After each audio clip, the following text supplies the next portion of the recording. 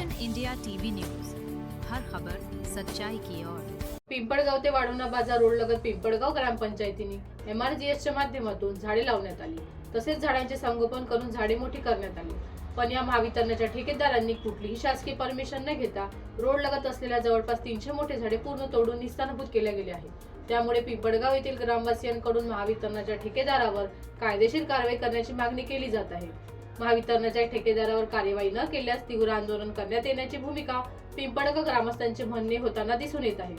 मुख्य संपादक विनोद माहुरेसह उपसंपादक रमेश आसुटकर।